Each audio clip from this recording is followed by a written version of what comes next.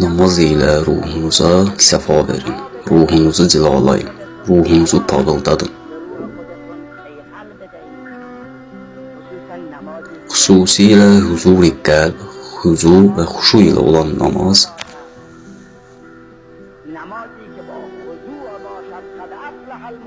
həqiqətən möminlər nicat tapmışlar. O kəslər ki, namazlarında muti olub boyun əyərlər. O kəslər ki, lağlağıdan üz döndərərlər. O kəslər ki, ayıb yerlərini qoruyub saxlayarlar. Müminin surəsi 1-ci ayədən 5-ci ayəyə. Möminlər nicat tapmışlar. Hansı möminlər? İman əhlinin hansı xüsusiyyətləri vardır? Təkcə iman kifayət deyildir.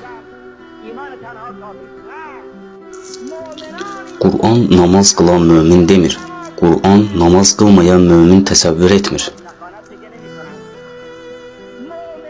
Namazlarında huzur-i qəlb, xuşu sahibi olan möminlər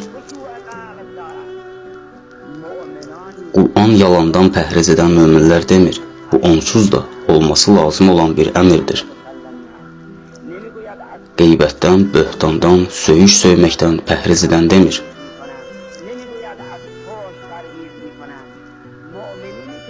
Ləğvdən, yəni boş sözdən pəhriz edən möminlər deyir. Ancaq zərərli və böyük günahlardan sayılan yalan, qeybət, küfür və böhtandan deyil, günah olmadığı təqdirdə belə enerjisini boşa sərf etdiyi bihudə sözlərdən pəhriz edərlər.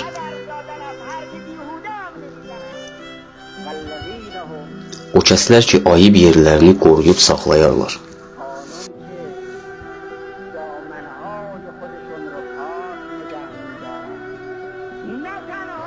Yalnızca zina etməməklə deyil, ayıb yerlərini, övrətlərini baxışlardan da mühafizə edərlər. Kişinin gizlətməsi lazım olan övrəti tənasül üzvüdür.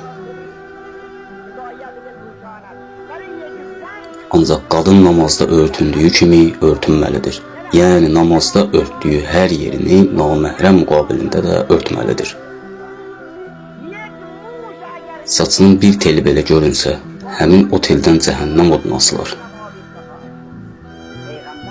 Həzrət Peyğəmbər salavatullah buyurub, Meyrazda saçlarından asılaraq qırmızılanan qadınlar gördüm.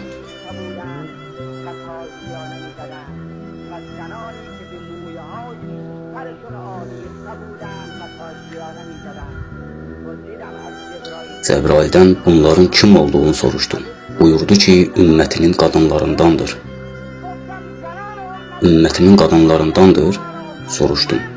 Bəli dedi. Bunlar nə etdilər? Soruşdum. Bunlar saçlarını naməhrəmlər qarşısında örtməyənlər, bədənlərini naməhrəmlər müqabilində açanlardır, dedi. Bunlar əmanət və əhdlərinə sadiqdirlər.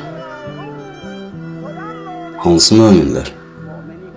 Əmanətə xəyanət etməyən mömin, söz və əhdinə möhkəm bağlı olan mömin. Əgər əhd bağlasa, əsla onu pozmaz.